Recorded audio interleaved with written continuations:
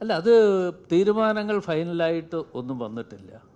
ആ തീരുമാനങ്ങൾ മാധ്യമങ്ങളിലൂടെ ചില വാർത്തകളൊക്കെ വന്നു എങ്കിലും ആ വാർത്തകൾ വന്നത് ഏതൊക്കെ തരത്തിലാണ് എന്നതിനെക്കുറിച്ച് ഇപ്പോൾ പറയാൻ പറ്റുന്നില്ല. ഒരു സ്വാഭാവികമായും ഉള്ള ചില ചർച്ചകളിൽ ഉണ്ടാകേണ്ട ചില തീരുമാനങ്ങൾ നേരത്തെ തന്നെ വന്നിരുന്നു. എം പിമാർ മത്സരിക്കണമോ വേണ്ടയോ എന്ന തീരുമാനങ്ങൾ എടുക്കേണ്ടത് ഹൈക്കമാൻഡാണ്. ഹൈക്കമാൻഡ് അതിൻ്റെ ഒരു അന്തിമ തീരുമാനത്തിലേക്ക് ഇതുവരെയും വന്നതായിട്ട് UDF കൺവീനർ എന്നുള്ള നിലയിൽ എന്നെ സംബന്ധിച്ചിടത്തോളം എനിക്ക് അറിയാൻ കഴിഞ്ഞിട്ടില്ല.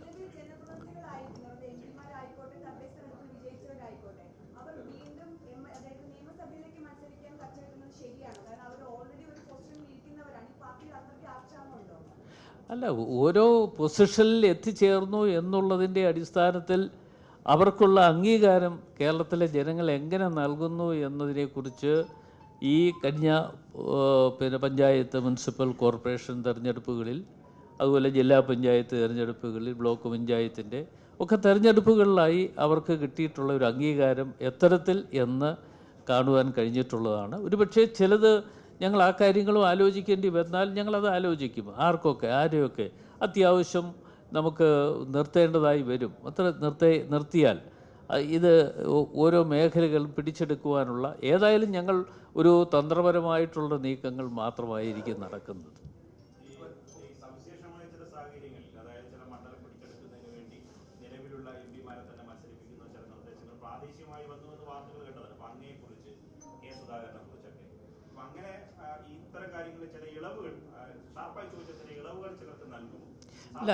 അല്ല, അങ്ങനെ ഇളവുകൾ നൽകേണ്ടത് ഞാൻ ആദ്യം സൂചിപ്പിച്ചു ഹൈക്കമാൻഡാണ്.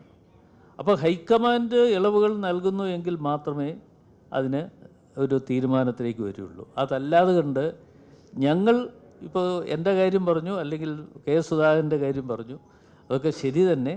പക്ഷേ ഞങ്ങൾക്ക് സ്വയം പ്രഖ്യാപിക്കാൻ ഒരു കാരണവശാലും പറ്റില്ല. ഹൈക്കമാൻഡ് തീരുമാനമെടുക്കുന്ന എന്ത് തീരുമാനമാണെങ്കിലും അത് അംഗീകരിച്ചു പോവുക എന്നുള്ളതാണ് ഞങ്ങളുടെ ലക്ഷ്യം.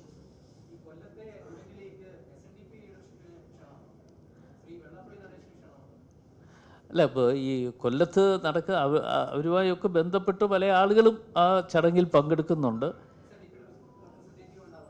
തീർച്ചയായിട്ടും റെപ്രസെൻറ്റേറ്റീവ് പല ആളുകളും ഉണ്ടാകും.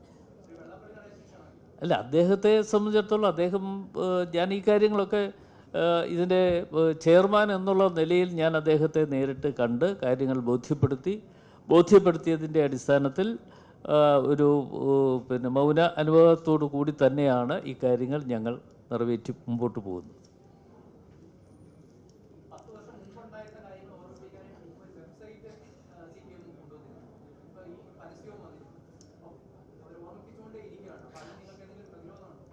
അല്ല, തീർച്ചയായിട്ടും ആ പ്രതിരോധം എന്ന് പറയുമ്പോൾ ഞാൻ നേരത്തെ ഇവിടെ ചോദിച്ച ചോദ്യം തന്നെയാണ് അങ്ങ് ഇപ്പോഴും ചോദിക്കുന്നത്. എന്തായാലും ഈ സർക്കാർ കാണിച്ച തെറ്റായ പല പ്രവർത്തനങ്ങളുമുണ്ട്. ഈ സർക്കാരിൻ്റെ 10 വർഷക്കാലം ഇവിടെ പ്രവർത്തിക്കുകയാണ്.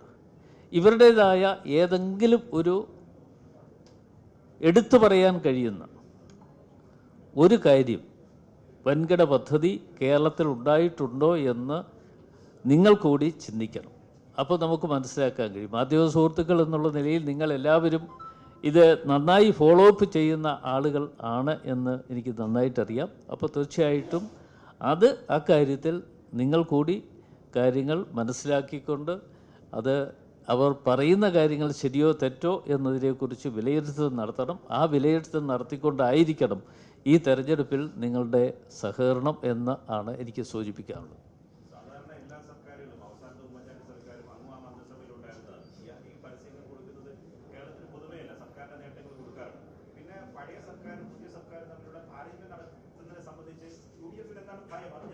ഇല്ല, ഞങ്ങൾക്ക് അങ്ങനൊരു ഭയമേ ഇല്ല. ഭയമില്ലാത്തതുകൊണ്ടാണല്ലോ UDF അധികാരത്തിൽ വരുമെന്ന് ഞങ്ങൾ രണ്ടും കൽപ്പിച്ച് പറയുന്നത്. അതുകൊണ്ടല്ലേ, ഞങ്ങൾക്ക് യാതൊരു ഭയവുമില്ല. അങ്ങനെ ഒരു തെറ്റിദ്ധാരണ വേണ്ട.